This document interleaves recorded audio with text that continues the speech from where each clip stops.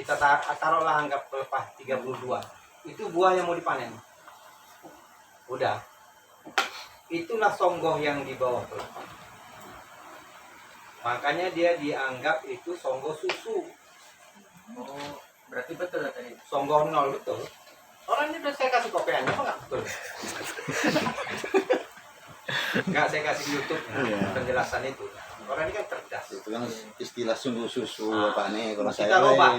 Dulu, jangan kan ya. Dulu saya pun berpikiran itu songgoh 1. Iya. Ternyata kalau itu kita sebutkan songgoh 1 dan itu kita instruksikan pemanen, nggak ada apa yang 40 aja nggak ada. Karena masih 32 tadi. Yang di bawah buah masak itu masih posisinya di 32. Perlu satu lingkar lagi untuk capai minimal. Paham ya? Jadi kita berubah pola kita berpikir. Saya pun semenjak dapat ilmu ini saya berubah. Cuman saya orangnya kalau nggak saya buktikan langsung, saya pun nggak mau langsung percaya. Saya buktikan, saya uji di selepan. 2 asisten saya suruh, Pak Rido sama Pak Adi. Kalian uji dulu, buktikan dulu masalah jumlah pelepah. Benar. Ternyata buah yang di bawah itu masih lingkaran yang ini tadi 5, ke 4. Nanti kalian bisa lihat di lapangan kalau normal. Jadi mulai sekarang cara berpikirnya berubah. Pelepah yang menyonggok buah itu masih pelepah songgoh 0 atau songgoh susu 0 lah, mudahnya 0. Belum starter kita 1 karena jumlahnya masih 32. Harus ada satu lingkar pelepah lagi untuk mencapai masih yang ini. Paham? Jadi untuk mencapai ini, padahal ini kan usia yang di 8 tahun ya, egrek ini umumnya kan. Ini buah, ini pelepah, songgoh 0. Satu lagi di bawah. Yang selama ini kita anggap udah songgoh 2. Ternyata itu masih songgoh 1. Terbukti jumlah pelepahnya masih kurang. Kalau kita nggak capai ini, nggak bagus nanti tanamannya. Masaknya pasti kurang. Nanti kalian boleh anjurkan ini di pemanen. Ya, nggak usah kalian terangkan lagi begini pening dia. Ya, lihat usia lah. Kalau gitu, nah waktu kita mau di sini, ya, berarti ada berapa pelepah di bawah buah itu? 48. Tadi 40. 4 Pak. 4. 4. 2. 1. 3. Hah? Menuju yang ke 5 bulan lalu kan? Enggak yang Enggak, ini. 48. 48. 1. Berapa pelepah di bawah buah? 3 Pak. Yang mau dipanen? Hah? 3. 3. Sepakat. Pakai kalkulator. Tadi cepat kali. Sekarang mau jadi lambat. Lapar udah sekarang. Udah selesai. Digoyang sedikit terus udah ya. Jadi kalau kita mau mencapai ini, ya ini masih panen berarti kan dodos sih. Buah pelepah 0. 1 2 3 ya. 3 Pak. Baru dapat itulah songgoh 2. 3 pelepah songgoh 2. Karena songgoh 0. Untuk mencapai apa jumlah ini? Ini penting kali ini. Ya. Kehilangan 1 pelepah berarti kita kehilangan produksi sekian banyak. Yang parahnya lagi, ya, berarti ini udah tahu lah plannya berapa pelepah ya. Kejut ya Gus. Kita tiba-tiba mati. Nah, jadi gini, kita udah tahu pentingnya pelepah itu. 1, ya ini biar kalian tahu. Sawit itu pernah dengar nama stomata, pernah dengar? Kenapa? Mulut daun.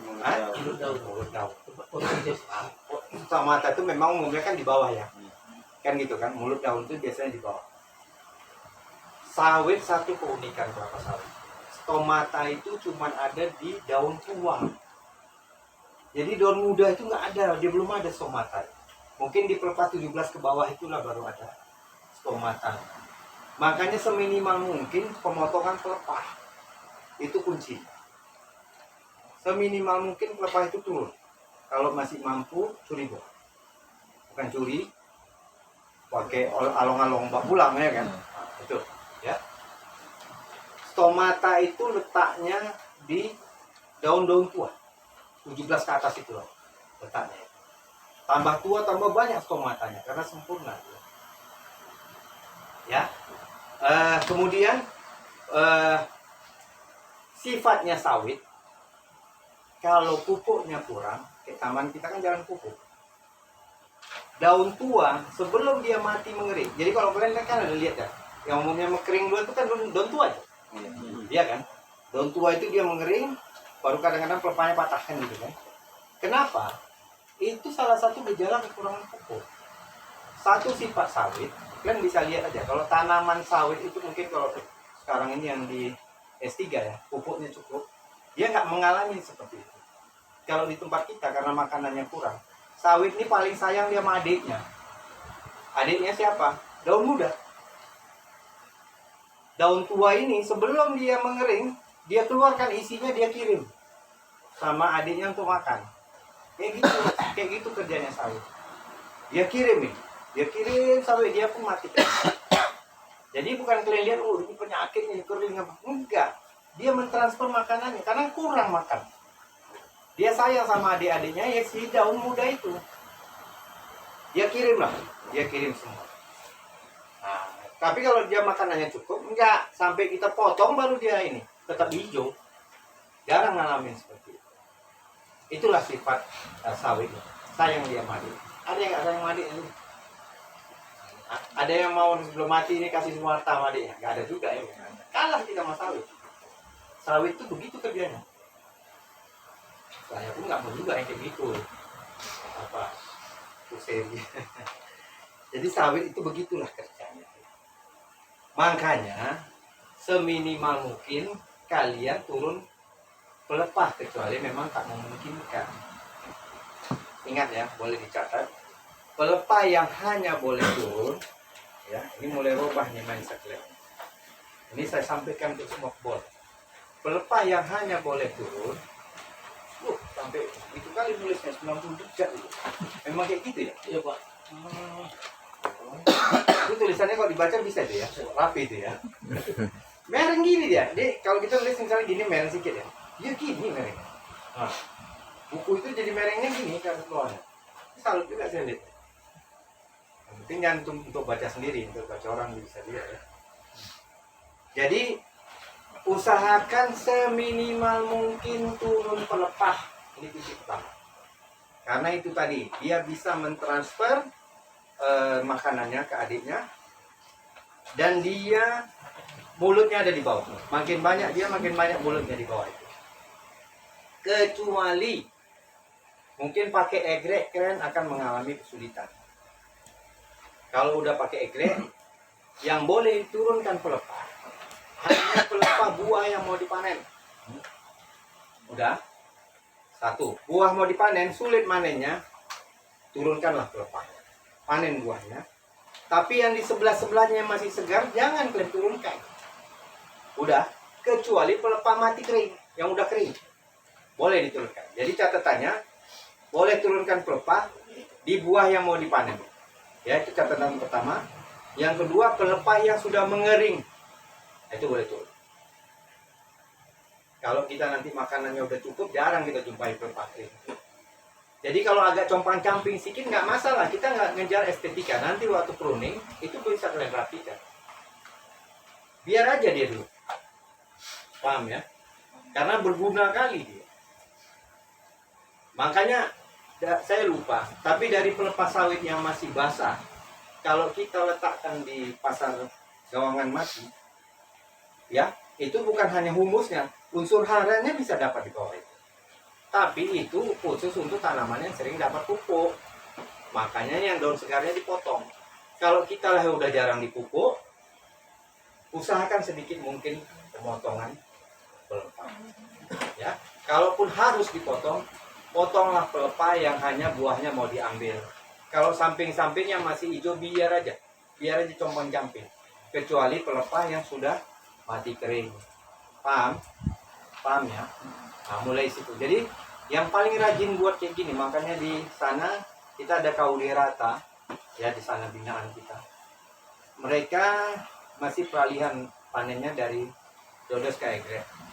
Orang ini karena tahu fungsi itu, sedikit mungkin mereka turunkan pelepah dan banyak kuning. panen sistem suri. Memang buahnya nggak karuan karena pupuknya cukup, masaknya pun cukup. Kan masaknya di daun. Iya kan? Udahlah kita pupuknya kurang. Yang tukang masak pun tak ada lagi udah. Udah diusir. Udahlah, tambah karuan, nggak karuan. Oke? Paham ya? Nah, itu ya. Mulai tahu nih mana songgol-songgol ini tadi. Oke, nah ini saya jelaskan sedikit. Kenapa ada perbedaan? Nih ya, kalian biar tahu ya. Kenapa di tanaman muda dia pelepahnya harus dipertahankan 56. Tanaman yang remaja dia 48, tanaman yang udah mulai dewasa di 40. Kenapa sebenarnya? Apa sebenarnya? Harus ada songgol 1, 2, 3. Apa maksudnya? Coba, siapa yang bisa jelasin Mas? Ini nggak pernah saya kasih YouTube ini, agak berat jawabnya ini. Coba, Irlan. Kenapa harus ada perbedaan songgol-songgol? Kenapa nggak dari awal songgol 1 aja semua? Dah, apa ya repot-repot? Kalau untuk sepekerja untuk mempermudah panen juga, Pak. Permudah panen. Yang lain? Kenapa nggak semuanya songgol 3 aja semua? Supaya pokok jangan kuncup, Pak. Hah? Kalau mempermudah panen mungkin songgol 1 aja semuanya kan. Dari muda pun songgol 1 bahkan itu berapa? Kenapa? Kenapa ada perbedaan songgol? Apa masalah? Mengurangi kelembapan, Pak. Hah? Mengurangi kelembapan di pokok. Kalau ya udah, ini sama kayak Inlan. Jadi kan aja songgol 1 semua, nggak ada yang lembab lagi itu. Yang maksudnya kan kalau tinggi kan Kurang tepat. Lain. Nyerah. batang jangan kuncup ya. Hah? Biar jangan kuncup batang. Apa masalahnya kok kuncup batangnya? Kalau dia di pokok 1 semua kan lama-lama kuncup nanti ujungnya. Kalau bentar, Pak. Kalau yang di 48, Pak, 56, dia kan 5 tahun masa produktifnya, Pak. Tandannya itu bisa setahunnya 24.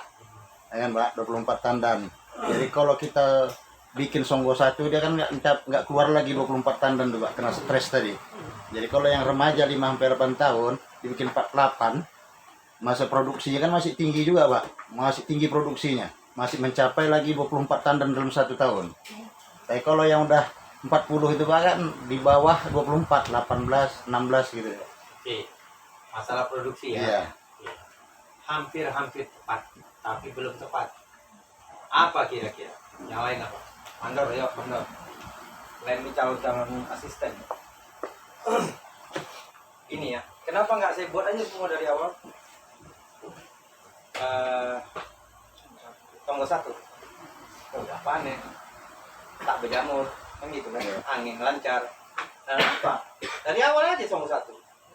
Udah. Supaya banyak produksinya, semua songgol 3. Sampai ke tua-tua pun songgol 3. Ya kan? Kenapa? Kalau memang itu tujuannya. Benar, semua ini mengarahnya ke apa? Pengaturan sistem songgol ini tetap mengarahnya ke masalah produksi.